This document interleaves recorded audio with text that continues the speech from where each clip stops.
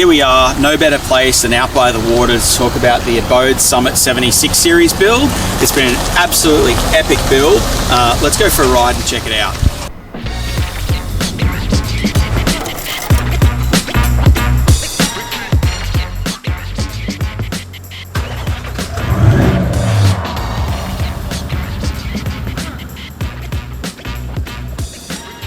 Alright, let's show you what this thing's all about.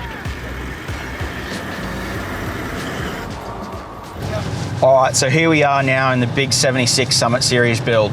We generally build really remote touring vehicles, and that's what we normally get tasked with. So we need onboard water and all that kind of stuff, you know, specifically built for remote touring type of stuff, as well as, you know, everything else, but we've got to include that in the package. This build tasked with something a little bit different. So we had to build a really nice car, a really nice full drive for, you know, weekend beach trips, and you know, touring, going to Fraser, all that kind of stuff, but not necessarily that really remote stuff. And I think we've hit it out of the park. It's everything it needed to be without having everything that it didn't need.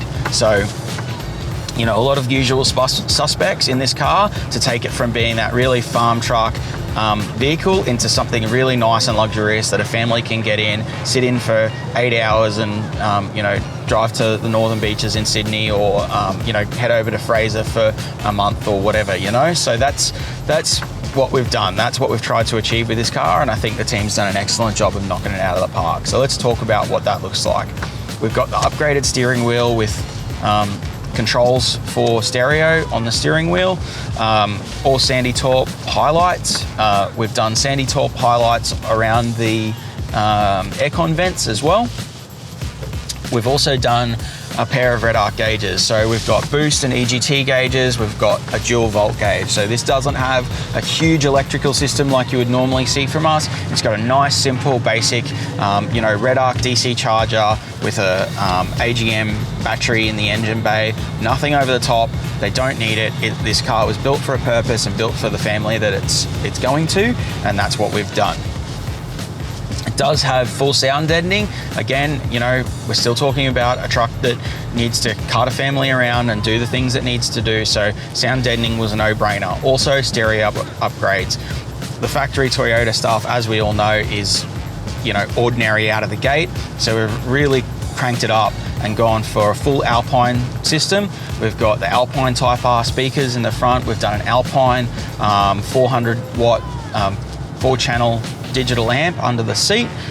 So this thing sounds absolutely incredible. You can crank it right up and you can listen to any kind of music, and it's just magic. We've done light force lighting, so we've got all OE style switching on the front here. We've done the big T console.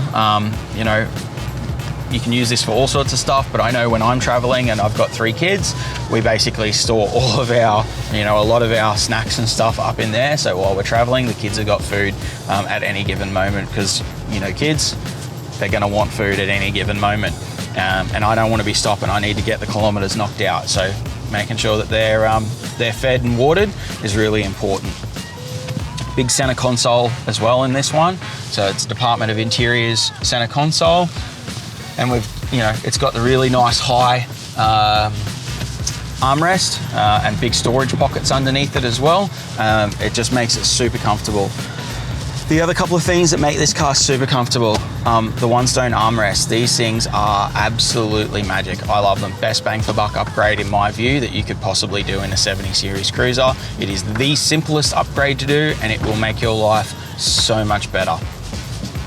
Seating. So we've done our seating upgrade on this. We've developed for these 70 series cruisers. We've done that for a few purposes. First is comfort. They're a lot more huggy than a factory seat, still on factory rails and a factory base, so it works exactly like factory.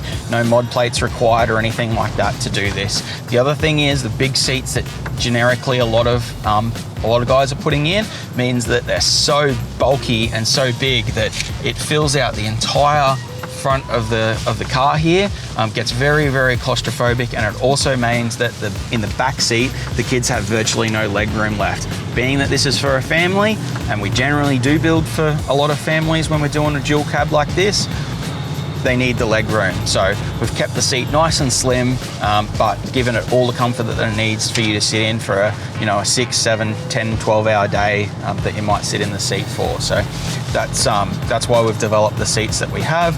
Obviously done their branding and logos in the headrests as well. So that about wraps up this internally in the front here. We'll pull up and we'll show you what this thing's got on the outside.